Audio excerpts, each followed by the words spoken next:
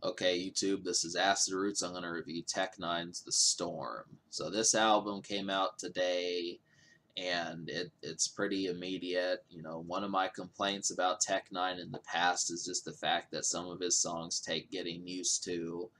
His singles don't tend to be huge production-wise hits, and this is not the case this time. So really what he did on this album was he got, this producer Seven, who has been with him for a good while now, gives him some great beats to mess with. And besides that, Tech is, I think he's stepping up as a lyricist. He's got flows now, different ways of spitting, and he knows how to rap fast, but then not get stale with that.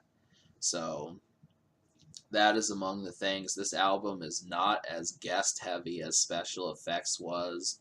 There's no B.O.B., no Lil Wayne, no 2 Chainz, no T.I., but he does have some other ones. Even Hobson's not on here, but I feel like Stevie Stone, Big Scoob, and, well, there was someone else, but I don't remember.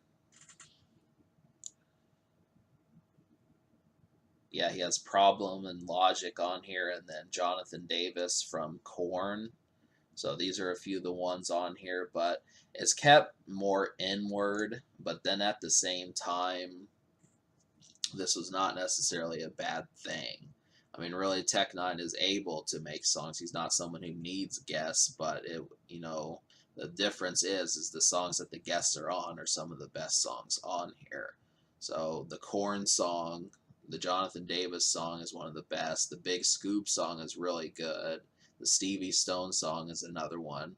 All of these are really some of the best moments, but we could have used, like, I think Hobson probably should have been on this album, something to keep that going. And we probably could have used Ritz. I feel like Ritz is noticeably absent. I hope he isn't leaving Strange Music or something. And we probably, just could have checked in with Cut Calhoun just to see, it's been a couple years since we've heard a song with them. A few more folks. I know N9ne has more, affiliations than what were shown on this album. So, but out of 16 songs, I did wind up liking 9. So between that, some of the immediate songs I would look for, he dropped a couple radio songs right off the bat, like Everybody But Me and I Get It Now. Everybody But Me is probably the most friendly song to start with, and I feel like this is a good idea. Chris Calico is another one who's on here. Uh, Everybody But Me, this is a great song to start with, and so is Sriracha. Both of these great singles, and keep, N9ne is able to do these songs. So I'm trying to think of how to describe it. That one sounds like a real club beat, the Everybody But Me one. Sriracha sounds a little bit more warped and kind of funny feeling production, but I didn't really have a problem with that. And Starting to Turn with Jonathan Davis is kind of a rock song, but it feels just like a Korn song. So really, N9ne handles his approach and makes it a rap song, and it works. The Big Scoop song is one of the most thumping songs on here, and it's really good. And this is this proves that Big Scoop and N9ne need to do more songs, just because it's pretty dope. Uh, let's see. He has a couple songs that kind of remind me of some of the stuff he did on All Sixes and Sevens, like uh, What If It Was Me and Need Jesus. Both of these are songs that kind of have that haunting feel to them, but at the same time, they just are the same dark sound that N9ne is so well known for.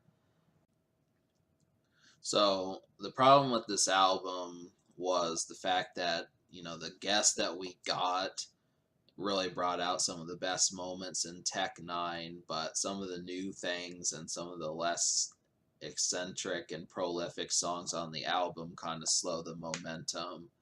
And what that means is you're going to be looking for songs like Sriracha and Bus Serves and Everybody But Me, but when you don't get that, it's a little bit it just it's being a balanced album. That's the best way to put it. So if you like your balance, if you want like a balanced album and a little bit of everything, it's going to be that way. But for the more fierce and thumping and pulse pounding songs on the album, it really that's about half of the project that does that. So that's the thing. Just know that if you want to enjoy this album to the fullest. So if you're just looking for something that's gonna be like a huge night or huge get together, these sorts of things, it's not going to carry the whole week through. These songs will definitely last for a while, but if you're trying to get more than 5 or 6 songs, it's just harder to deal with that. I'm gonna score this a 6.5 out of 10 because I think I like, yeah, I like 9 out of 16, so that's a little bit more than half. But so the 9 songs that you need to hear are Sriracha, Everybody But Me, Need Jesus, Bus Serves, Get Off Me, Starting to Turn, No Gun Control, What If It Was Me, and I Get It Now. Yeah, that'll be a 9, and I'll give this album a 6.5 out of 10 for 9 songs. Social score will be a 7 because it did have so much promotion. The guests really help out this album, and 7 and some of the other producers on this do give N9ne some great stuff, and he's not someone that when the beat is good drops the ball. So definitely some of these outgoing songs are great. This is better than in special effects in some cases. Not necessarily as blurry and you know disarrayed, but it's still pretty swamped. So can this record be topped? Yeah, it can. I mean, just for me, I just have to get used to some of the different approaches that N9ne does, and whether or not I'm appreciative or if I ever will be is the real question. But the future, this just came out today, December 9th, so obviously N9ne, we'll see what happens. We'll see if he goes with the 10th anniversary of his first Collabos album, because that's coming up next. I just reviewed Big Scoob, also his 2016 album, and I reviewed Ritz back in the summer, so those are some more stuff by them. Subscribe for more fun.